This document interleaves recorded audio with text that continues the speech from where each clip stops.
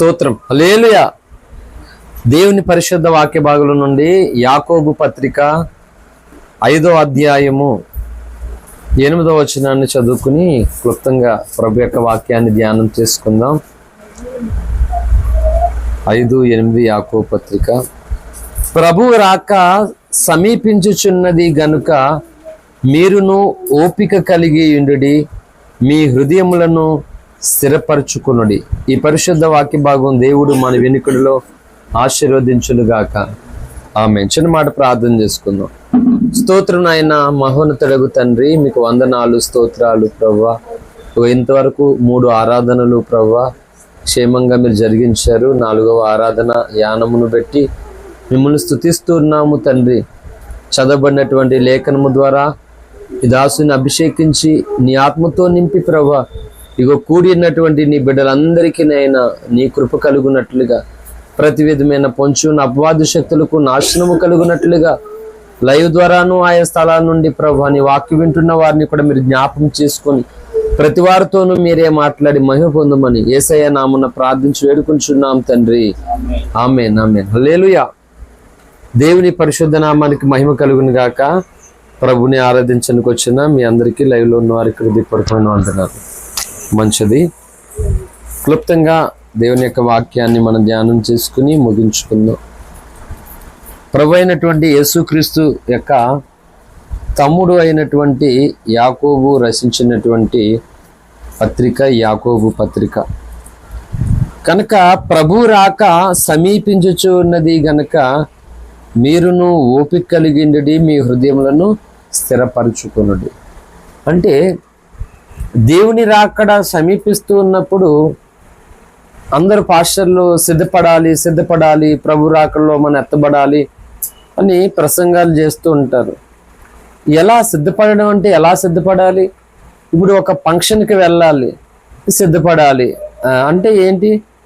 చక్కగా మనం స్నానం చేసుకుని ఉన్నటువంటి బట్టల్లో మనకి నచ్చినవి మంచి వస్త్రాలు ధరించుకుని, అది ఎన్నింటికి స్టార్ట్ అవుతుంది, సో మనం ఎన్నింటికి బయలుదేరాలి, డిస్టెన్స్ ఎంత దూరం ఉంది, మనం వెళ్ళవలసిన స్థలం చూసుకొని తగిన రీతిగా మనం ప్రయాణం వెళ్తాం. ఇది ఒక కార్యక్రమానికి సిద్ధపడి అటెండ్ అవ్వడం అన్నమాట. అలాగే దేవుని రాకడ వస్తుంది, మనం అందరూ ఎత్తబడే గుంపులో ఉండాలి అని ప్రసంగాలు చేస్తున్నటువంటి దైవజనులు వింటున్నటువంటి మనం ఎలా సిద్ధపడాలి? సిద్ధపడడం అంటే ఇప్పుడు చెప్పండి. ఆ కాంటెస్ట్ చెప్తూ ఏమంటున్నాడు? ఓపిక కలిగి ఉండడి, మీ హృదయములను స్థిరపరచుకొనడి. 2 ప్రాముఖ్యమైన అంశాలు రాకడ సంభవాలు ఎన్నో ఉన్న, అది కాదు కానీ రాకడ సమీపిస్తుంది, ప్రభు రాక. కనుక మనం చేయవలసినటువంటి 2 కార్యములు ఉన్నాయంట. ఒకటి ఓపిక, రెండోది హృదయాలను సిద్ధపరచుకోవడం. హల్లెలూయా. అంటే ఎన్నోసార్లు చెప్పాను ఓపిక కోసము. ఒక స్త్రీ ప్రెగ్నెన్సీ కన్ఫర్మ్ అయ్యి ఒక బిడ్డను మోస్తూ ఉన్నప్పుడు ఆటోమేటిక్గా ఆ బిడ్డ పుట్టినది మొదలుకొని పాలు విడిచేంత వరకు కూడా ఆ తండ్రి కడ కాదు, అక్కడ తల్లి ఆ బిడ్డ విషయమే చాలా ఓర్పు కలిగి ఉండాలి. ఎందుకంటే ఆ చంటి బిడ్డతోటి రకరకాల పరిస్థితులు ఉంటాయి. చంటి బిడ్డకి ఆరోగ్యం కలిగించడానికి ఈ తల్లి కొన్ని ఆహార నియమాలను పాటించాలి, కొన్ని పద్ధతులు ఉంటాయి అన్నమాట. కనుక ఈ విషయంలో చాలా ఓర్పు కలిగి ఉండాలి, చాలా ఆలోచన కలిగి ఉండాలి. అంతేకాదు, ఒక టీచరు పిల్లలకి పాఠాలు నేర్పిస్తూ ఉంటాడు. పిల్లలు వినరు, ఇసిగించేస్తారు, ఏడిపించేస్తారు. చాలా ఓర్పు కలిగి వాళ్ళకి పాఠాలు నేర్పించాలి. ఒక దైవజనుడి పరిస్థితి అంతే. సంఘంలో ఉన్నటువంటి వ్యక్తులందరూ ఒకలాగా ఉండరు, ఒకలాగా లోబడరు, ఒకలాగా ప్రేమించరు, ఒకలాగా మాటలు. కొంతమంది మాట వింటారు, ప్రేమిస్తారు, త్వరగా లోబడతారు. కొంతమంది మాట వినరు, ప్రేమించరు, లోబడరు. కనుక ఖచ్చితంగా దైవజనుడికి కూడా ఓర్పు అనేటువంటిది కూడా చాలా చాలా అవసరము. ఓర్పు లేకపోతే ఏమవుతుంది అని అంటే సింపుల్గాని ఆ సహనము ఓర్పు అనేది లేకపోతే పని పాడు చేసుకోవాలి, ఖచ్చితంగానే పని పాడు చేసుకోవాలి. క్షేమాభివృద్ధి కంటే నష్టమే ఎక్కువ కలుగుతుంది అన్నమాట. అవి చాలా ఉంటాయి. ఇంకా అలాగనే కుటుంబ వ్యవస్థ కూడా, కుటుంబంలోనూ కూడా అంతే. స్త్రీ అయినా సరే ఒక కుటుంబాన్ని కట్టుకునేటువంటి విషయంలో భర్త కానీ, కుటుంబంలో కానీ, తర్వాత పిల్లలైతే పిల్లలు కానీ అంత అనుకూలంగానే ఉండరు ప్రతి విషయంలోనూ కూడా. అక్కడక్కడ ఓర్పు లేకపోతే కుటుంబాన్ని కట్టుకునేటువంటి విషయంలో అక్కడక్కడ కుటుంబాన్ని పోగొట్టుకోవాల్సినటువంటి పరిస్థితి ఉంది. అంటే అటు సంఘం పట్ల సేవకుడు, అటు కుటుంబం పట్ల స్త్రీ, అటు బిడ్డ పట్ల తల్లి, అలాగా సమాజంలో ఒక విద్య నేర్పించేటువంటి టీచరు, ఇదంతా కూడా ఓర్పు అవసరం. అలాగే ఒక పేషెంట్ ఫిజికల్గా ఆరోగ్యం బాగాలేదు, హాస్పిటల్కి వెళ్ళాలి, డాక్టర్ దగ్గరికి వెళ్ళాలి. డాక్టర్ ఎప్పుడు వస్తాడో టైమింగ్ అనేది లేదు, ఏమీ లేదు, ఎప్పుడు వస్తాడో రాడో తెలియదు మనకి. బోల్ సమయం అవుతుంది హాస్పిటల్కి వెళ్ళి, వాళ్ళు రారు, మనం అలాగే కూర్చున్నాం. మళ్ళీ వెళ్ళిపోయి వచ్చేటువంటిది కాదు, చాలా దూరం, మళ్ళీ రావడానికి అవకాశం ఉండదు. ఇలా ఎన్నో రకాలుగా ఆలోచించి ఒక పేషెంట్ డాక్టర్ కోసం ఓపిక కలిగి ఉండాలన్నమాట. అలాగన అంటే చాలా ఓపిక కోసం జస్ట్ చిన్న చిన్న అర్థాలతో కూడినటువంటి కుటుంబంగా ఫిజికల్గా మనం చూసే పరిస్థితులు చెప్పాను. సో అలాగన ప్రస్తుతం క్రైస్తవ సమాజం అంతా కూడా ఏం చేయాలంటే ప్రభు రాకడ సమీపిస్తుంటుండగా మనము అలాగా ఓపిక కలిగి ఉండాలి అంట. ఓపిక కలిగి ఉండాలి అంటే ఎలా ఓపిక కలిగి అంటే అదే చెప్తున్నా, మొత్తానికి అన్ని విధాలుగా మనసు కృంగిపోతూ, శరీరం బలహీనమైపోతూ, మొత్తం రకరకాలుగా నలిగిపోతున్నటువంటి పరిస్థితి.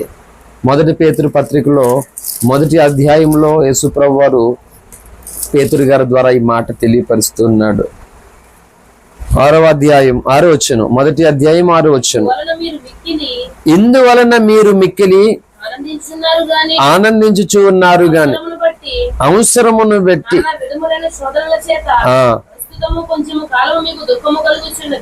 ఒక్క నిమిషం ఆగండి. అంటే ఇందువలన మీరు ఆనందించుచు ఉన్నారు కానీ దేనివల్ల ఆనందిస్తూ ఉన్నాం? సపోజ్ ఆనందం రకరకాలుగా కలుగుతుంది. జాబ్ వచ్చింది ఆనందం, పెళ్లి ఫిక్స్ అయింది ఆనందం, ప్రెగ్నెన్సీ కన్ఫర్మ్ అయ్యింది ఒక స్త్రీకి ఆనందం. ఇలాగా ఎన్నో రకాలుగా ఆనందాలు పొందుతాం.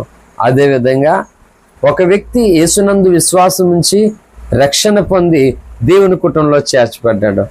సంఘానికి ఆనందం, సేవకుడి ఆనందం, అతనికి కూడా ఆనందమే. ఇప్పుడు ఇలాగ పెళ్ళైనటువంటి వారు, పిల్లల్ని కలిగినటువంటి వారు, ఉద్యోగం పొందుకున్నటువంటి వారు, వ్యాపారం స్టార్ట్ చేసిన వారు, ఇలాగా అన్ని రకాలుగా ఆనందాన్ని, రక్షణ పొందిన వాళ్ళు ఆనందాన్ని పొందుకుంటారు. తీరా ఆ ఆనందం ఏమవుతుంది అని అంటే కొద్దికి పాస్టర్ గారు రక్షణ పొందలేని సేపు రక్షణ అన్నాడు, రక్షణ పొందితేనేమో రక్షణలో ఎదగాలంటున్నాడు. ఇదేంట్రా బాబు, రక్షణ పొందితే సరిపోలేదా? ఇన్ని రోజులు రక్షణ అంటే పొందాం కదా, మళ్ళీ ఇప్పుడు ఏంటి రక్షణ అంటే ఎదగాలనుకుంటున్నారనేసరికి కొంచెం ఆటోమేటిక్ కానీ ఆ రక్షణ ఆనందము కొంచెం తగ్గుతూ ఉంటుంది అన్నమాట. పెళ్ళి ఫిక్స్ అయిపోయింది, పెళ్ళి అయిపోయింది, ఓకే అమ్మయ్య అనుకుంటాం. ఈలోగా కొన్ని శోధనలో, చిన్న ఇబ్బందులు, వ్యతిరేకతలు మొదలవడం మొదలు పెడుతుంది. ఆనందం కాస్త కొంచెం అంటే ఇక్కడ కూడా ఏం చెప్తుందంటే ఆ పై వచనంలో దేనికి చెప్పాడంటే ఆ మాట ఆనందించుచున్నారు కానీ అని 5వ వచనం, కడవరి కాలమందు బయలుపరచబడ్డకు సిద్ధముగానున్న రక్షణ మీకు కలిగినట్లు విశ్వాసం ద్వారా దేవుని శక్తి చేత కాపాడబడు మీ కొరకు ఆ స్వాస్యము పరలోకమందు భద్రపరిచి ఉన్నది.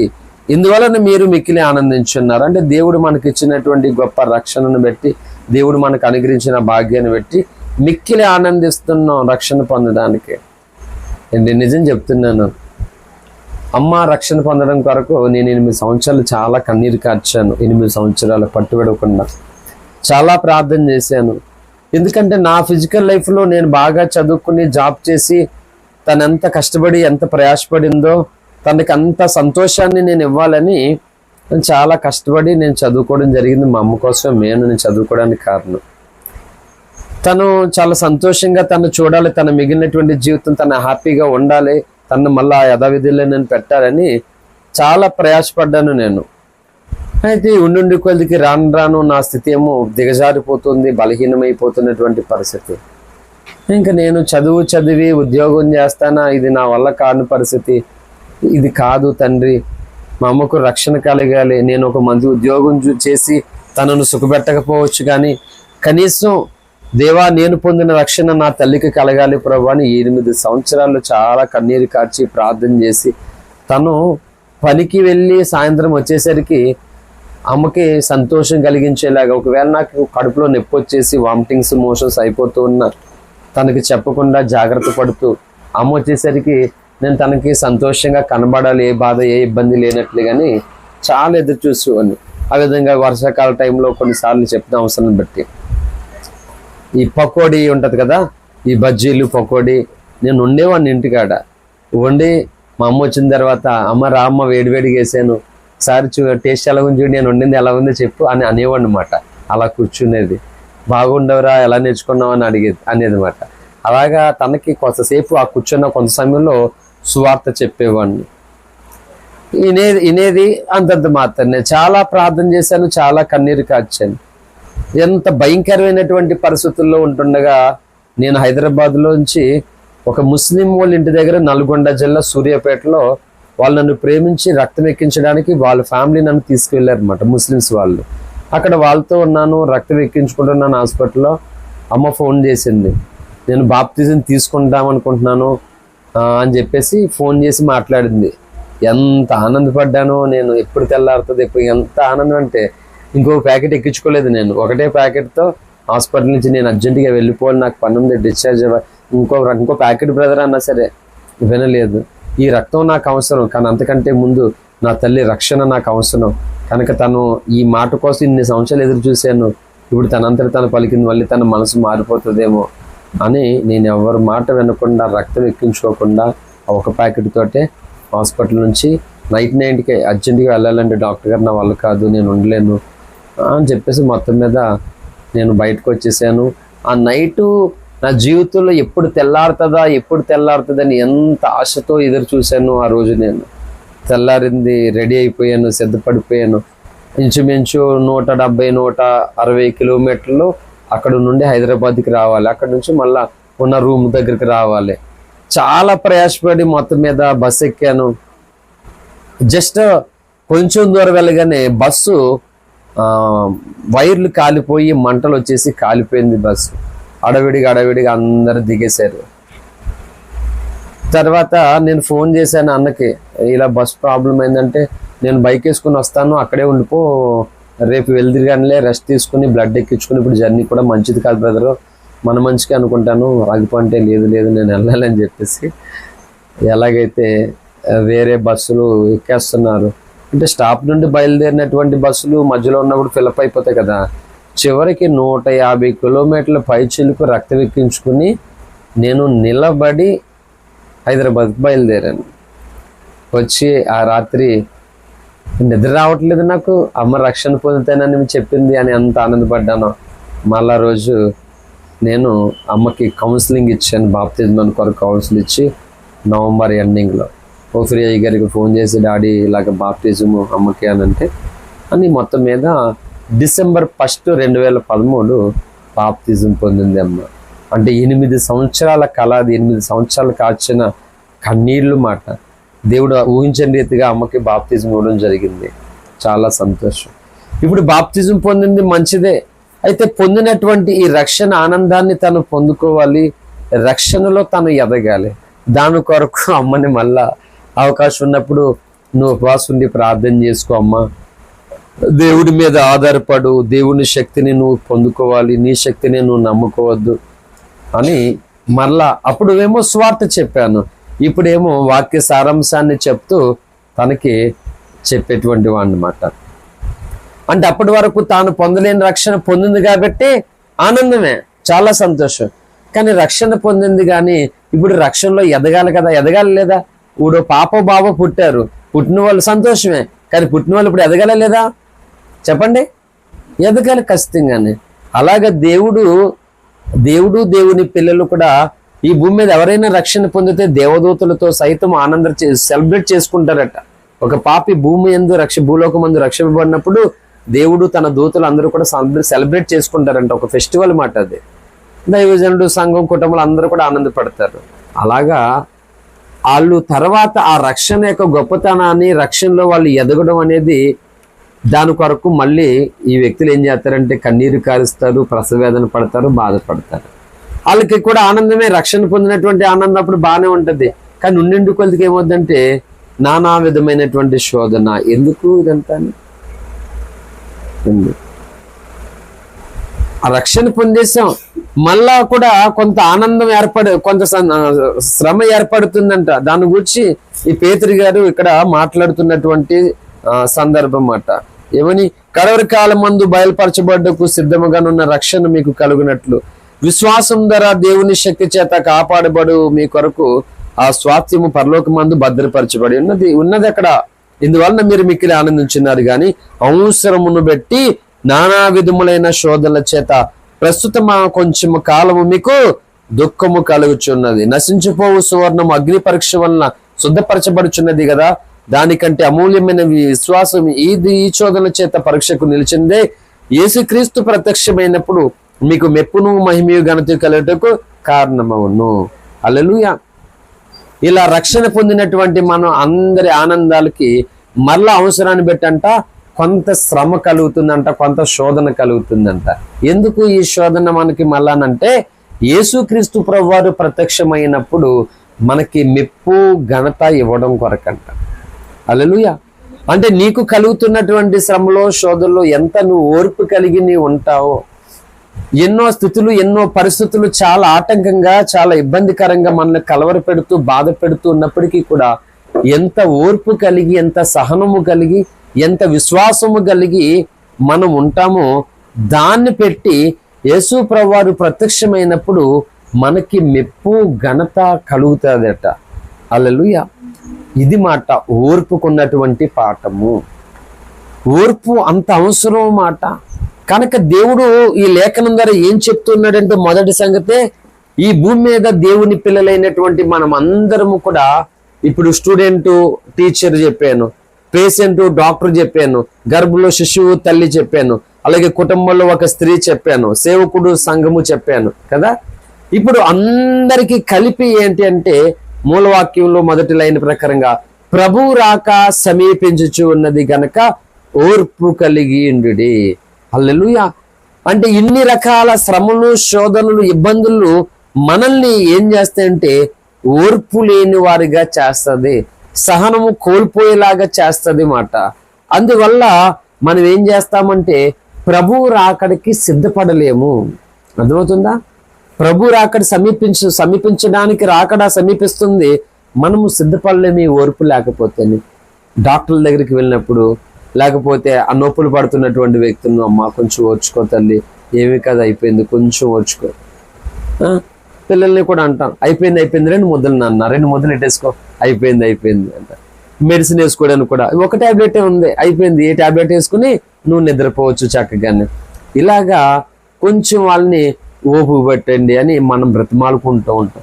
పేషెంట్ దగ్గర ఉన్నటువంటి వ్యక్తులు హాస్పిటల్లో వాళ్ళు చాలా ఓర్పు కలిగి ఉండాలి. ఈ పేషెంట్ ఏమో మాట ఇసిగించేస్తారు. ఈ బాలింత్రాలు మాట ఉంటుందా? మాట ఇసిగించేస్తారు. వాళ్ళు అక్కడ ఉన్నటువంటి వ్యక్తులు, తల్లి అయితే తల్లి, ఈ బాలింత్రాలకి, పేషెంట్కి ఎవరైతే వాళ్ళు అక్కడ చాలా ఇసుకుపోవాలి. వీళ్ళు మాట వినరు, మొత్తానికి చాలా ఇసిగించేస్తారు. ఇంకా ఈ పిల్ల ట్యాబ్లెట్ వేసుకోవడానికి మొత్తం ఇంట్లో అందరినీ నాన్న తిప్పలు పెట్టేసేదే. నేను వెళ్ళేవాడిని ఆ టైంకి, వేసుకో ట్యాబ్లెట్ అని కన్నెర చేసేవాడిని.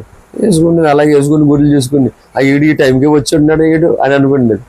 అదే ఇప్పుడు ట్యాబ్లెట్ తీసుకుని వేసేసుకుంటే మనం సంతోషంగా నవ్వొచ్చింది నాకు. ట్యాబ్లెట్ని ఎదుర్కొని తీసుకుని వేసుకుంటుంది. ఆ ట్యాబ్లెట్ వేసుకోవడానికి ఈ పిల్లకి అంత బతిమాలుకునేవారు అందరూ. అలాగా లేఖనం ఏం చెప్తుందంటే ఒక రకంగా మనల్ని బ్రతిమాలుకున్నట్లుగా మనము పడుతున్నటువంటి ఈ పరిస్థితుల్లో, ఈ పోరాటంలో ప్రభు రాకడ సమీపిస్తూ ఉన్నది, ఇంకా నీ చింతలు తీరిపోతాయి, నీ కన్నీటి బాష్పబిందులు తుడిచివేయబడతాయి, నీ దుఃఖదినములు సమాప్తం అయిపోతుంది, నీ కన్నీరు నాట్యమైపోతుంది, కనుక కొంచెం ఓర్పు కలిగి ఉంటే చాలు, ఇగో ప్రభు రాక సమీపంగా ఉన్నదని లేఖనం మనల్ని ఏం చేస్తుందంటే ఎంకరేజ్ చేస్తుంది, ధైర్యపరుస్తుంది, లేఖనము బలపరుస్తుంది.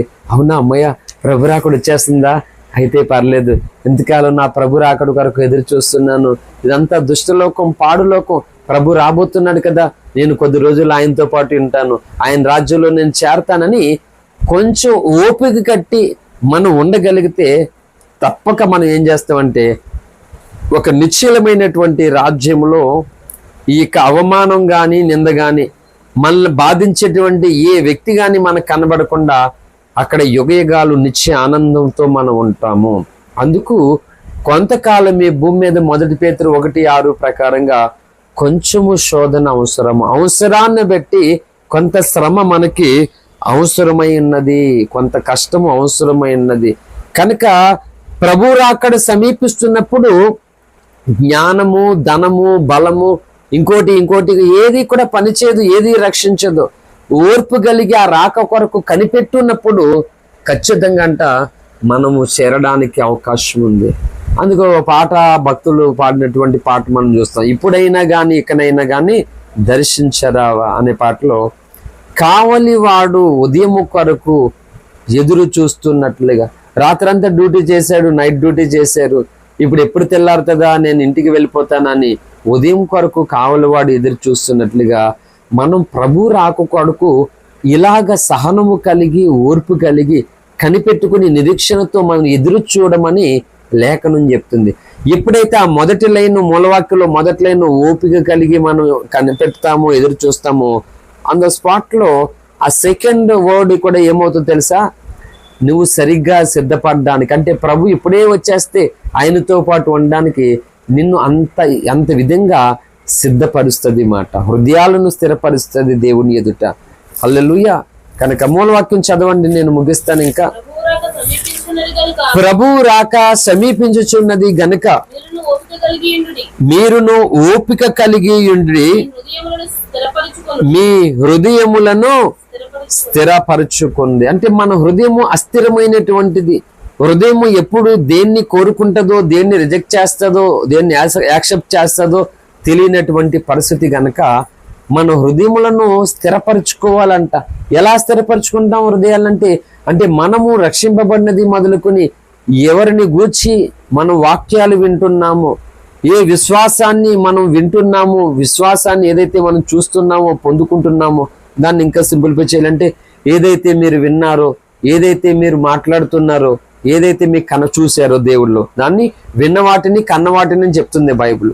అంటే మీరు విన్న సంగతులను గూర్చి, మీరు చూసినటువంటి సంగతులను గూర్చి మనం ఏం చేయాలంట, సిద్ధపరచబడాలి హృదయాలను. ఇప్పుడు చూస్తున్నాం, యేసు ప్రభువు వారు తన శరణ కోరి తను ఆశ్రయించిన వారి ఎడల ఎంతో దయాళుడంట, ఎంతో కృప చూపుతాడట.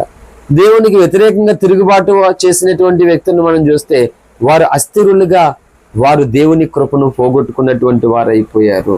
కనుక ఇశ్రాయేల్ సమాజం కోసం బైబిల్ చెప్తూ 78వ కీర్తన, ఐగుప్తు నుండి విమోచించబడి పాలు తేనెలకు ప్రవహించి దేవదూతలు తినేటువంటి ఆహారాన్ని భుజించినటువంటి ఇశ్రాయేలు తమ హృదయాలను సిద్ధపరచుకోలేదని లేఖనము సాక్ష్యం ఇస్తూ ఉంది. 78వ కీర్తన 36వ చరణం,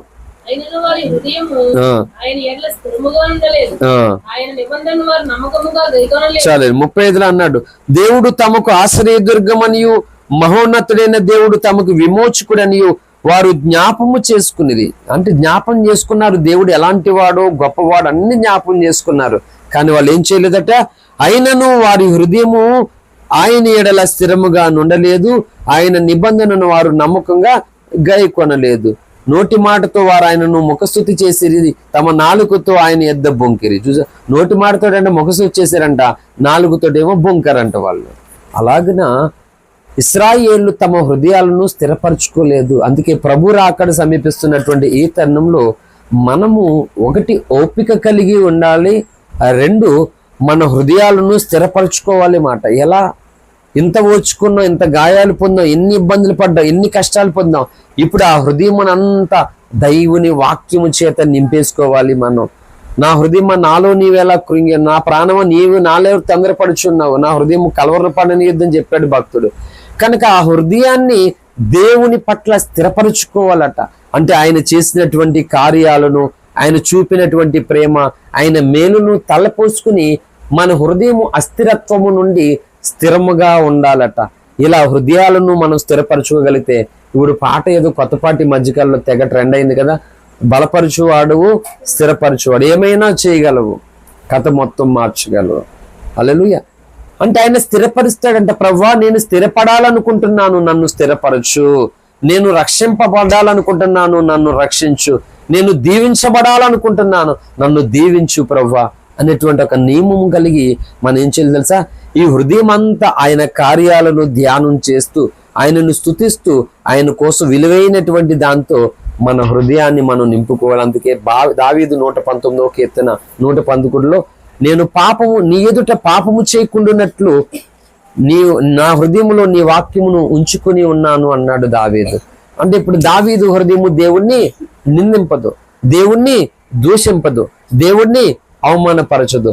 యోబు గారిని ఎన్ని రకాల శ్రమలు కృంగదీస్తూ ఉన్నా సరే యోబు హృదయము దేవుణ్ణి నిందించలేదు, దేవుణ్ణి దూషించలేదు. కనుక అతడి హృదయము స్థిరపరుచుకున్నాడు యోబు. కనుకనే యెహోవా సుడిగాలిలో ప్రత్యక్షమై ఇలాగన సెలవిచ్చును అని రాయబడి ఉంది. హల్లెలూయా. సడన్ గా ఎంటర్ అయిపోయాడు. సిద్ధపడినటువంటి హృదయం ఉంది, దేవుని కొరకు ఓర్పు ఉంది. ఈ రెండు పుష్కలంగా యోబులో మనకు నెరవేరినట్టుంది.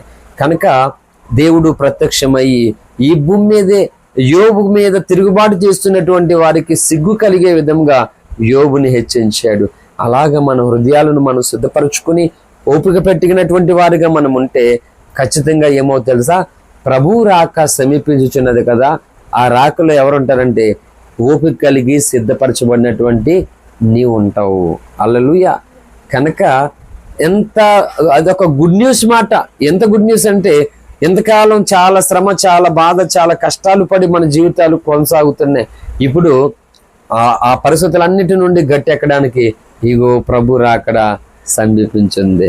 అంటే ఇప్పుడు ఆల్మోస్ట్ చూడండి, ఇప్పుడు ఆటోమేటిక్గా మొత్తం డే అయిపోయింది కదా. ఉదయం నుండి 6 నుండి ఇగో 6 కాబోతుంది. అంటే మొత్తం టోటల్గా 12 hours డే అయిపోతుంది అన్నమాట. ఇప్పుడు నైట్లోకి మనం వెళ్ళిపోతూ ఉన్నాం. అవునా? అలాగా ఏంటి, మనము ఈ భూమి మీద పుట్టినది మొదలుకొని ఇంతవరకు ఈ శరీరం మీద ఎన్నో స్థితులు, ఎన్నో పరిస్థితులు, ఎన్నో ఇబ్బందులు, ఎన్నో ఆటంకాలు కలిగి మనం ఉన్నాము.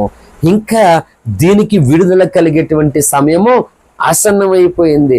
ఇంకా మనం అందరం సంతోషమే, ఇంకా గొప్ప నెమ్మది, ఉల్లాసం, శాంతి, సమాధానం, నెమ్మది అయిపోయింది. ఇప్పుడు నైట్లోకి మనం ప్రవేశించినట్లుగా ఈ శరీరంతో ఇంతకాలం పడినటువంటి సకల స్థితిలో నుండి విడుదల పొంది సంతోషాన్ని, యుగయుగాల ఆనందాన్ని ఆయనతో పాటు అనుభవించడానికి ఇవి ఆయన రాక సమీపంగా ఉంది.